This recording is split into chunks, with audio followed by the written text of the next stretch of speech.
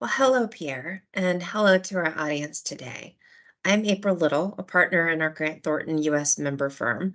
I lead our firm's efforts around sustainability and tax services, and I also chair the U.S. AICPA's Tax and ESG Task Force, as well as co-chairing Grant Thornton International's Sustainability and Tax Steering Committee. With the increased focus on leaving our environment better than we inherited it, we're seeing governments globally using taxes to drive behaviors. So basically, a carrot and stick approach. For that reason, it's very important to get tax a seat at the table earlier in our ESG and sustainability journey. So, Pierre, why don't you tell us who you are and what you do? Good afternoon, April. My name is Pierre Dots. I work with Grant Thornton in the Netherlands. I'm an international tax advisor and passionate about helping companies achieve their strategic and commercial ambitions in an ethical manner. I've been working lately on creating a visualization of incentives relating to tax here in Europe with a lot of our member firms, and also made a geographical card in that respect. And I enjoy supporting companies as they make the transition towards a more sustainable future. April, maybe you can give a little introduction of the series today. Absolutely. So, Pierre, this series of videos will really help our audience understand where tax can add value to the organization's ESG and sustainability agenda. So governments globally use tax as what I would refer to as a carrot and stick approach to drive the behaviors they wish to see. So in other words, carrots to incentivize and sticks to disincentivize behaviors. In the previous videos, we talked about environmental issues or environmental taxes, which are the stick used to change behaviors away from causing environmental externalities. Namely, these new environmental taxes, whether they're waste, water, carbon, plastic packaging, those taxes proliferating around the world. And in this video, we're going to talk in more detail around the types of carrots or incentives that governments are introducing globally.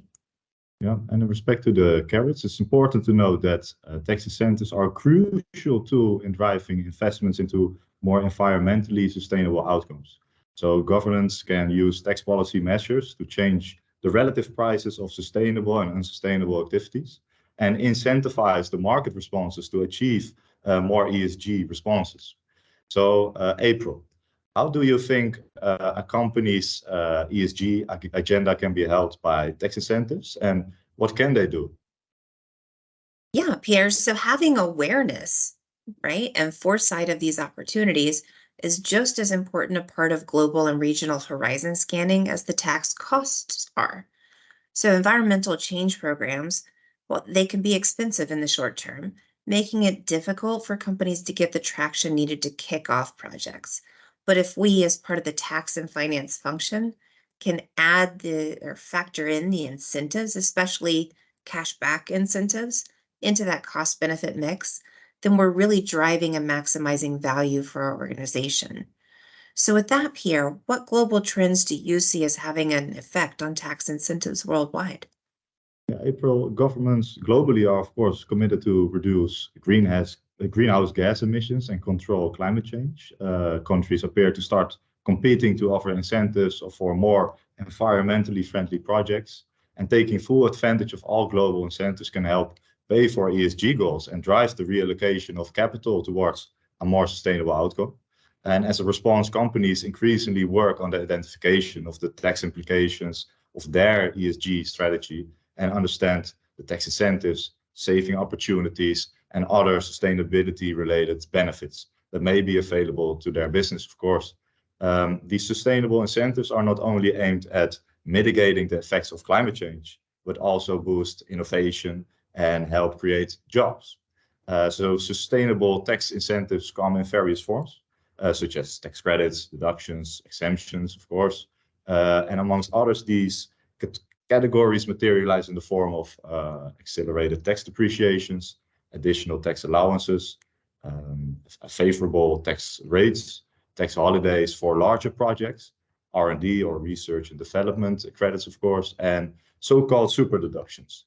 So, for example, here in Europe, Italy's patent box relief gives the possibility of deducting 110% of costs incurred in relation to the eligible assets. With the European Union's Green Deal, and the various incentives associated with it. The implemented incentives play a significant role in driving investments in environmentally sustainable outcomes. Furthermore, the Netherlands has introduced some tax facilities in relation to the investment in environmentally friendly assets and/or investments that cause energy savings and sustainable energy. And these investment deductions can amount up to 45.5% of the investment costs. Luxembourg, for example, also provides aid for investments in renewable energy production. So this varies between the 30% to 65% for investments.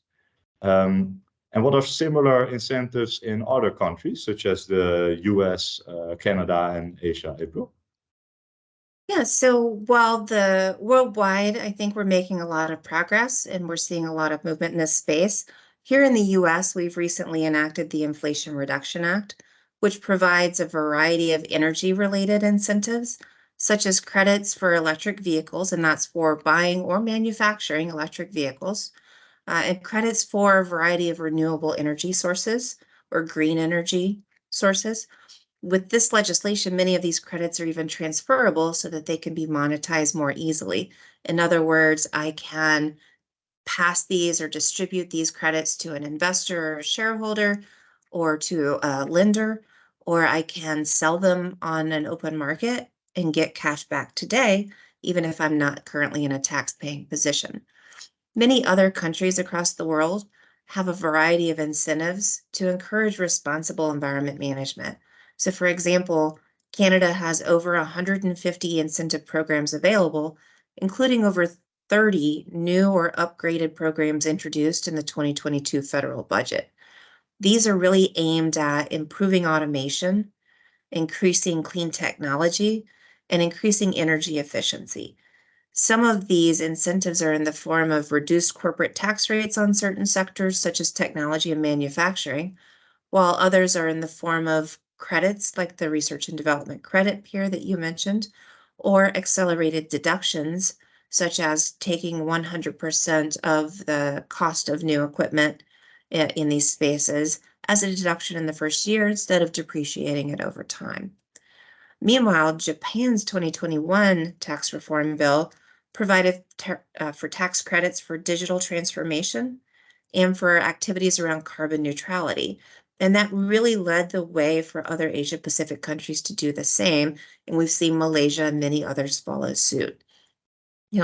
Different countries do have different approaches, but we're starting to see these being replicated by other countries and really encouraging competition amongst countries for governments when they're thinking about how to really improve our environmental footprint. So with that, Pierre, what do you see as an organization's next steps? Yes, April. Multinational businesses investing in their ESG strategy should consider the regulatory tools introduced by, amongst others, the US Inflation Reduction Act and the European Green Deal, of course. These will enable them to develop a structure which includes the tax measures to facilitate the transition to a more sustainable economy. With environmental tax incentives being enacted at an increasingly rapid pace, it will be even more critical for organizations to stay up to date on all global developments in order to take advantage of these many tax reductions, rates, special deductions around the world, of course. And they should remember, if you take full advantage of all incentives, these tax incentives can help pay for or offset the cost of these sustainability goals. By any means, I would really recommend watching our next video also on tax governance and risk management, and take a look back at our previous video on environmental taxes around the world. And for now, April, I would like to thank you for helping me on the incentives. Thank you, Pierre, and thanks to the audience for being part of this today.